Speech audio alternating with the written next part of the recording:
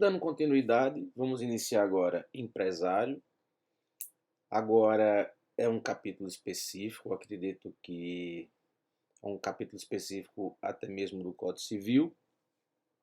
Tá? Eu não decoro essas coisas, eu vou preparando as minhas aulas e vou disponibilizando todo, né, todos os artigos aí. Então vamos lá, rapidinho, aqui ó, quais são as perguntas que nós devemos responder após esse estudo, tá? Vamos tentar chegar até o final, um pouco maior aqui a quantidade de slides falando sobre, mas vamos tentar responder qual a definição de empresário, quais os elementos do empresário, todos são considerados empresários, quais são as características do empresário unipessoal, só os capazes podem ser empresário, o que significa a ausência de impedimento legal, não repare na minha voz. Como se perde a qualidade legal de empresário? Então vamos lá. A primeira pergunta, fácil, o artigo, né, 966, ele já responde para a gente. Então não tem nenhuma novidade nisso. Ó, isso aqui é uma música linda. Mas vamos lá. Considera-se empresário quem exerce profissionalmente. Você está vendo que é enorme profissionalmente aí. Você tem que se apegar a isso. Profissionalmente, atividade econômica, olha aí, atividade econômica organizada para a produção ou circulação de bens ou de serviços. Então, o próprio Código Civil. Entenda que a gente está estudando aí o Código Civil, a parte introdutória do direito empresarial está no Código Civil. Ele é objetivo. Ele está dizendo que quem exerce profissionalmente a atividade econômica organizada. Então, quais são os elementos que a gente precisa configurar, né, ou retirar dessa definição? Está aqui. Primeira, estrutura organizada. Boa.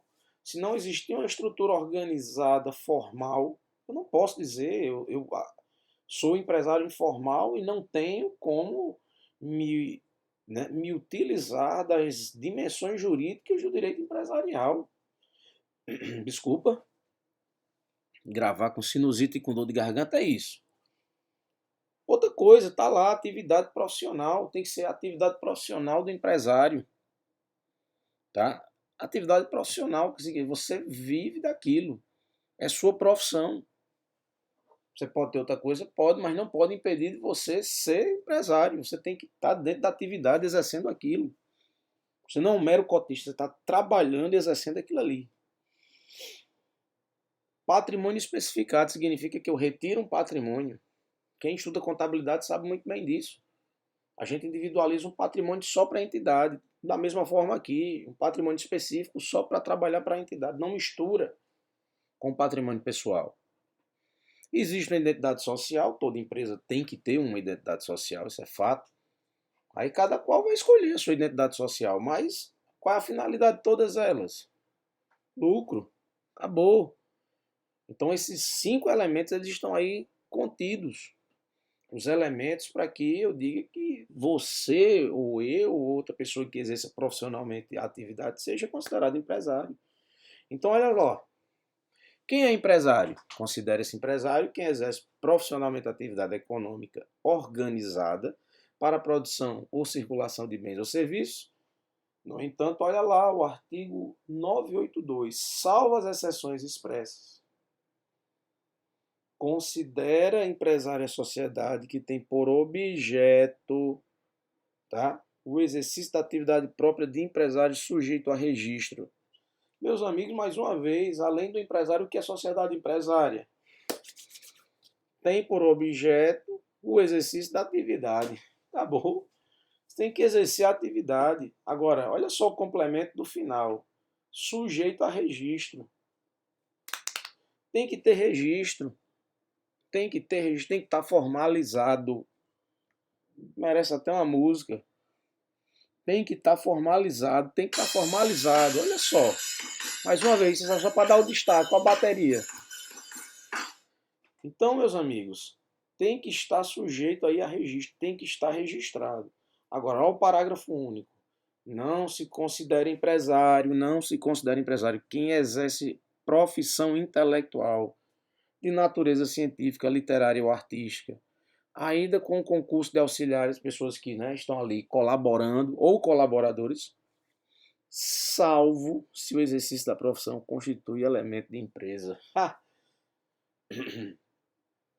Eu posso ter um escritório para preparar artigos científicos, ter os meus colaboradores e não ter nada relacionado à questão empresarial.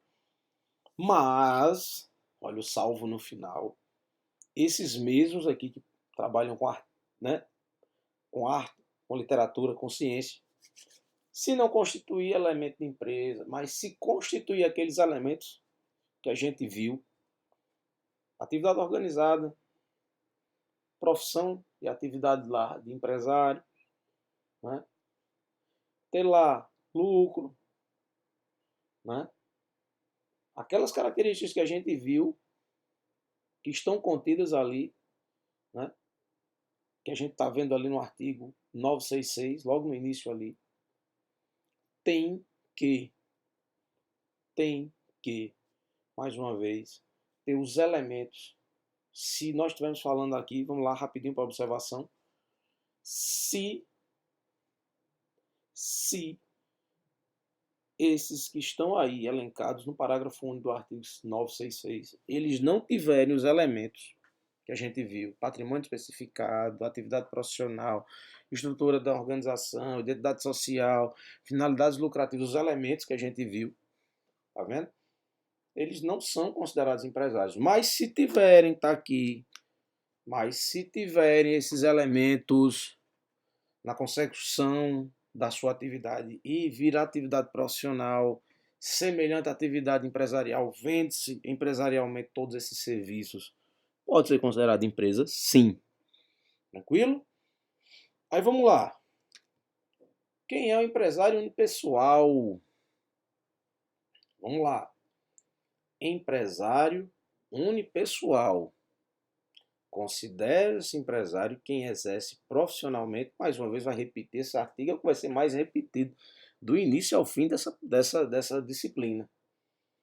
Atividade econômica organizada para a produção e circulação de bens ou serviços. Então, olha só, o sujeito de direito que vai se dispor a exercer profissionalmente essa atividade de empresário, tá aí.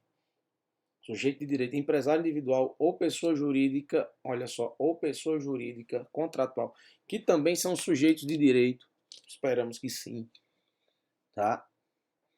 Possui as características de sujeito de direito, possui a capacidade para exercer as suas atividades empresariais, os direitos e obrigações assumidos enquanto empresa, tá? Ou, olha só, o sujeito de direito que também é estatutário, como a gente já estuda a Lei 6.404, você não pode esquecer, as SAs não trabalham como sociedades contratuais propriamente ditas, são estatutos sociais, onde existe ali, né, onde existe ali uma impessoalidade, diferentemente do contrato propriamente dito das sociedades que são pessoais. Mas você está vendo aí os sujeitos de direito que fazem parte né, da empresa individual, ou seja ela, ou seja, sociedade contratual ou estatutária, está aí, precisa ter essas características iniciais. Salvo as exceções expressas, considere-se empresário a sociedade que tem por objeto o exercício da atividade própria do empresário sujeito a registro. Então, meus amigos, é fundamental para ser empresário individual. Lógico que eu estou falando do unipessoal, antigamente chamava individual. Esse empresário individual, ele precisa, tá, ter exatamente essas condições que esses artigos têm aí. Mas existe o quê? Qualitativos para ser sujeito de direito. E está aqui, ó, quais são os qualitativos, o que é que eu preciso observar além disso? Está aqui. Quais são as características além dessas iniciais que nós vimos? Está aí. Nós temos que falar sobre capacidade jurídica. Nós temos que falar de ausência de impedimento legal. Nós temos que falar sobre o efetivo exercício profissional, né, da atividade de empresário. Nós precisamos entender, pelo amor de Deus, temos que entender que existe regime jurídico peculiar regulador dessa insolvência. E uma das características mais importantes que o artigo anterior nos deixou, o artigo 982, ele fala do registro. Então, essas características aí nós vamos estudar nos próximos vídeos, tá bom? Mas elas são cruciais para complementar exatamente aquilo que a gente já estudou, tá bom? Além daqueles 5 elementos que nós temos ali, temos agora que observar a capacidade, se existe algum impedimento legal, se tem condições de ser efetivo esse exercício profissional, se existe algum tipo de regime peculiar de insolvência e, por fim, não menos, mas o mais importante, quer dizer, lógico, a capacidade jurídica, ela, para mim, também é um dos pontos mais importantes, né, lógico, mas o registro para a formalização desse processo todo. Tranquilo? Então, no próximo vídeo, iniciaremos a capacidade jurídica. Beleza? Até o próximo vídeo, gente. Talvez esteja um pouquinho baixo, a minha voz está falhando. Se tiver baixo, eu peço desculpa de verdade. Se tiver baixo, eu peço desculpa de verdade. Os slides falarão por si. Eu peço desculpa a você, porque eu estou literalmente sem voz. Depois que eu voltei, né, de viagem, a minha voz falhou. Estou tomando aqui as medidas cabíveis para melhorar, mas tá certo, eu peço desculpa se tiver muito baixo. Provavelmente essa parte final ficou um pouquinho baixo, mas eu vou falar dessas características novamente. Voltarei no próximo slide com essa parte, beleza? Fiquem com Deus, até o próximo vídeo.